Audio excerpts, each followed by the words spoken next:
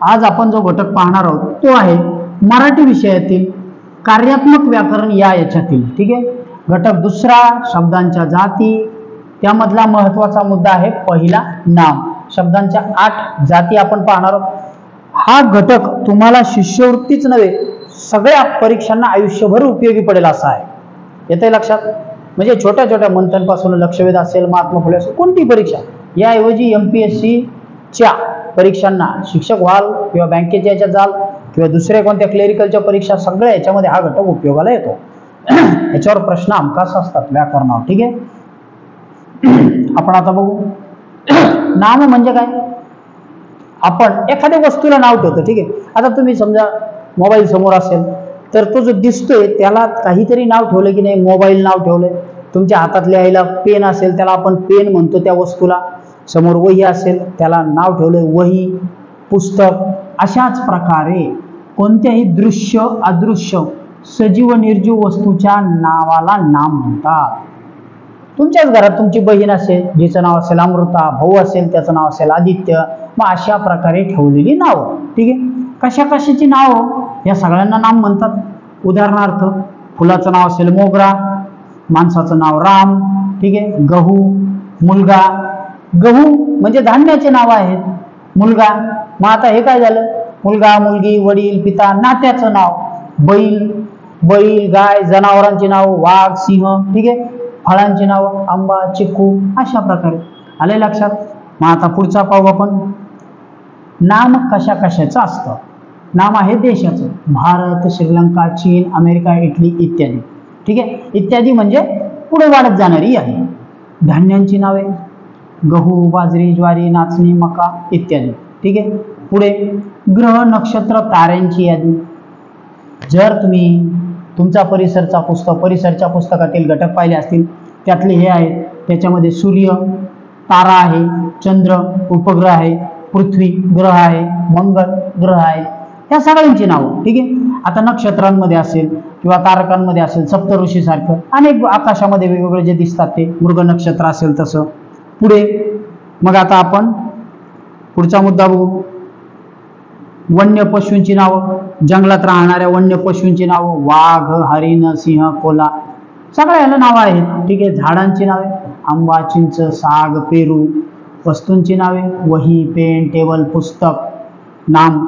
नद्यांची नावे गंगा, यमुना, गोदावरी, वैनगंगा. जिल्ह्यांची नावे पुणे, नागपूर, गडचिरोली, चंद्रपूर.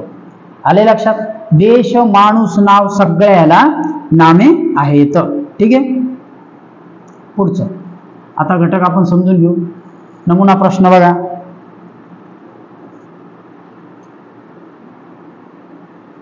पुढील वाक्यातील नाम ओळखून त्याच्या पर्याय क्रमांकाचे वर्तुळ रंगवा. राम दररोज अभ्यास करतो. आता तुम्ही वरती जर नीट लक्षात घेतला असेल तर तुमच्या लक्षात येईल राम दररोज अभ्यास करतो. मग याच्यामध्ये नाम काय आहे हो. शक्यतो नाम हे कर्त्याचं असतं जे सुरुवातीला येतं, पण एखादी वस्तू असेल तर मध्येही येऊ शकते. ठीक आहे. राम हे नाम आहे. करतो काय आहे क्रियापद आहे, अभ्यास कर्म आहे. दररोज हे काय त्याचं विशेषण सांगितले, वेगळ्या शब्दामध्ये तो सातत्याने करतो. या प्रश्नाचं उत्तर 2 नंबर. ठीक आहे. पुढचं वरील पर्यायात राम हे मुलाचे नाव आहे म्हणून पर्याय क्रमांक 1. ठीक आहे. मग आता आपण पुढचं बघू. वाचा. माझ्या आधी उत्तर तुम्हाला सापडेल. वरील पर्यायात महा झाड खूप उंच आहे. मग आता काय उंच आहे हो. काय आहे उंच. खूप आहे का उंच नाही. त्याला जर प्रश्न विचारला काय, ह्या कर्त्याला जर प्रश्न विचारला काय, तर तुम्हाला आपोआप सापडून येईल नाम. झाड कोण उंच आहे. झाड उंच आहे. कर्ता सापडला. पर्याय झाड हे नाव आहे म्हणून आलंय. ठीक आहे. ओके. पुढचं बघू. सराव संच काय म्हणतो. सराव संचातील घटक बघा. पहिला सोपे आहे. जिराफ खूप उंच प्राणी आहे. मग आता ह्याला विचारा कोण. नाम कोण आहे. कोण आहे बाबा. जिराफ आहे. खूप नाही, आहे नाही, उंच नाही. पर्याय क्रमांक 2. ओके.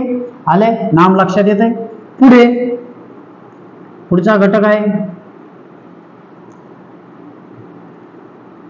काय आहे. चिंच. आंबट आहे. मग कोण आंबट आहे. चिंच. नामाला त्या तिथल्या याला कर्माला प्रश्न विचारला की बरोबर आपल्याला सापडतंय नाम चिंच. मग हे काय, यापैकी नाही, हे नाही, ठीक आहे, चिंच पर्याय क्रमांक 1. ओके, पुढचा प्रश्न बघा. पेन निळ्या रंगाचा आहे. कोण निळ्या रंगाचा आहे? कोण आहे? पेन. कोण आहे? पेन. आपला जो आहे तो, आपलं उत्तर जे आहे ते पेन. ठीक आहे, यातलं नाव पेन.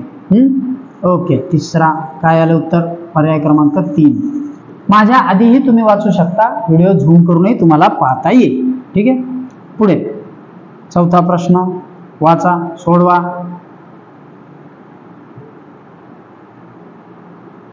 बघा, पाणी खूप थंड आहे. कोण थंड आहे हो? पाणी. दूध असतं तर दूध नाम.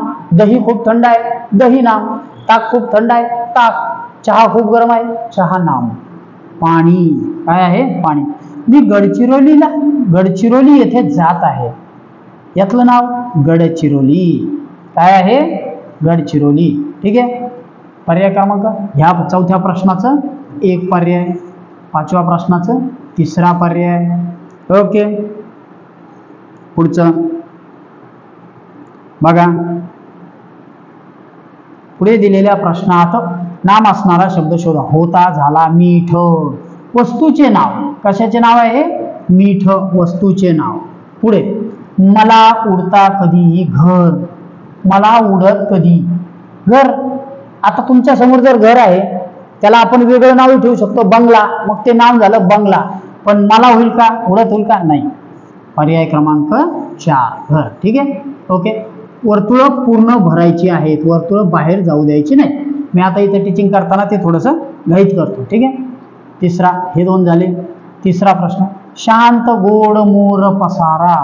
पक्षाचं नाव मोर. ओके, आपलं उत्तर पर्याय क्रमांक 3. पुढे धूर्त, शूर, सचिन, शहाणा. हे सगळे विशेषण आहेत, पण हे मात्र नाव आहे. सचिन बद्दल विशेष माहिती सांगतात. सचिन धूर्त आहे, सचिन शूर आहे, सचिन शहाणा आहे, म्हणून सचिन नाम. माणसाचं नाव आहे ना.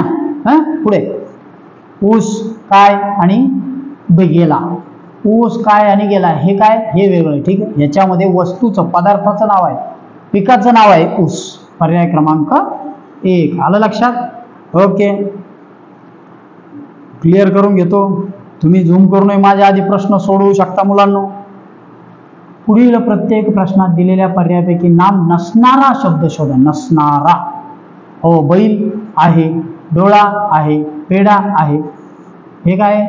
हे मी पुढे सांगणार आहे, पण हे सर्वनाम आहे, म्हणून नाम नसणारा. मग आपलं उत्तर पर्याय क्रमांक 3. ठीक आहे, पुढे ढग, राम, दही, मग. आता हे पदार्थाचं नाव आहे, राम माणसाचं नाव, ढग आकाशामध्ये येतात, नावाचे. मग काय आहे? आपलं उत्तर 4. नसणारा शब्द शोधायचा ना, नसणारा. पुढे आला, भोवरा, सिंह, वाघ. प्राण्याचं नाव जंगलातल्या. भोवरा वस्तूचं नाव. आला कशाचंच नाव नाही, ती क्रिया आहे. आला, गेला. ठीक आहे, मग आपलं उत्तर पोलीस. काय आहे बघा? पोलीस नाव आहे, मीनू नाव आहे, रस्ता हो नाव आहे.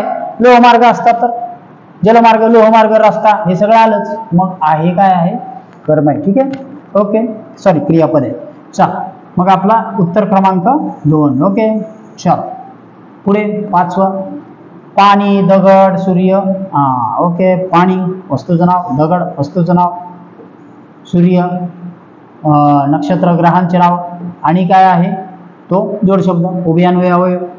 ओके, म्हणजेच आपला पर्याय क्रमांक 3. ठीक आहे, घटक सोपा आहे, पण ज्यावेळी प्रश्न त्याच्यावर येतात तुम्ही या घटकाचे प्रश्न हाताळले पाहिजेत वेगवेगळे. ठीक आहे, हे सगळ्याच येताना आहे, पण याचे प्रश्न जेवढे हाताळायला सराव कराल तेवढा हा सोपा जाईल.